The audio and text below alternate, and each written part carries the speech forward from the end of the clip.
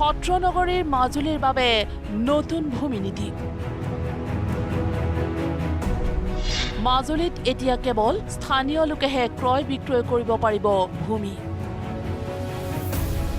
পূৰ্বৰ ক্ৰয় বিক্ৰয়ৰ সকলো নীতি সলনি কৰিছে ৰাজ্য চৰকাৰে।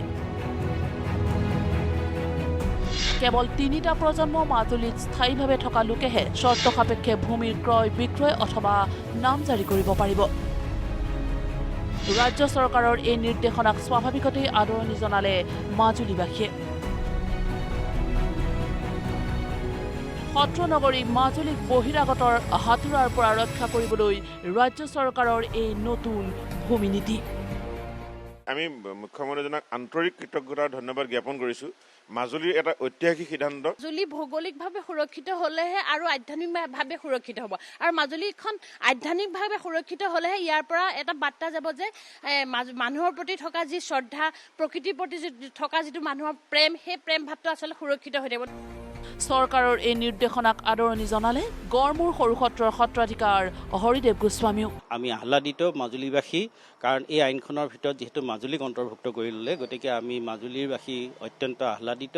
আৰু মাজুলীৰ যিটো সুৰক্ষা, এই সুৰক্ষা দিবৰ কাৰণে এই আইনখনত অন্তৰ্ভুক্ত কৰি আমাক যিটো এটা তেখেতে বাৰ্তা দিলে, ঘোষণা দিলে, সেইটো কাৰণে আমি তেখেতক ধন্যবাদ জ্ঞাপন কৰিছোঁ। আৰু অসমীয়াৰ যিটো পৰিচয়, এইটো ৰক্ষাৰ কাৰণে, অসমীয়াৰ যিটো জাতি সত্তা ৰক্ষা হ'বৰ কাৰণে ধৰ্মীয় অনুষ্ঠান যিবিলাক আমি আজি 450-500 বছৰ আমাৰ এই অনুষ্ঠান চলি আছে শংকৰদেৱ মাধৱদেৱৰ আদৰ্শৰে, সেইখিনি ৰক্ষাৰ কাৰণে যি তেখেতে প্ৰচেষ্টা ল'লে, তাৰ কাৰণে সঁচাকৈ আমি তেখেতলৈ ধন্যবাদ জ্ঞাপন কৰিছোঁ।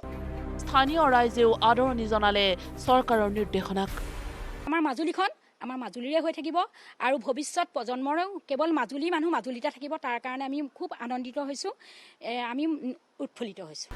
কেৱল মাজুলীয়েই নহয়, বৰপেটা আৰু বটদ্ৰৱাটো ভূমিৰ ক্ষেত্ৰত একেই নীতি।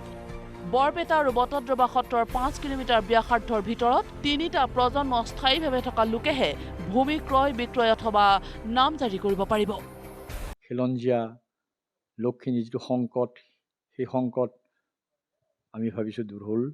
আৰু বিশেষভাৱে ডক্টৰ হিমন্ত বিশ্ব শৰ্মাৰ নেতৃত্বত চৰকাৰখনে যিটো পদক্ষেপ ল'লে, সেইটো এটা বৰ ভাল পদক্ষেপ। এই সিদ্ধান্ত কিছু আগতে ল'ব লাগিছিল। আমি যিটো কৰিব লাগিছিল সেই সময়ত সেইটো কৰা নহ'ল, কিন্তু বৰ্তমান চৰকাৰে যিটো সিদ্ধান্ত লৈছে অতিকে প্ৰশংসনীয়। এই কাৰণত যে যিখিনি আছে অন্ততঃ ৰৈ থাকক।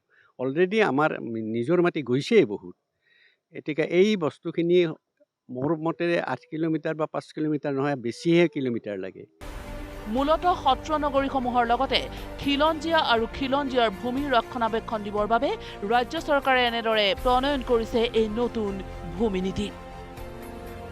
Bureau' report, news live.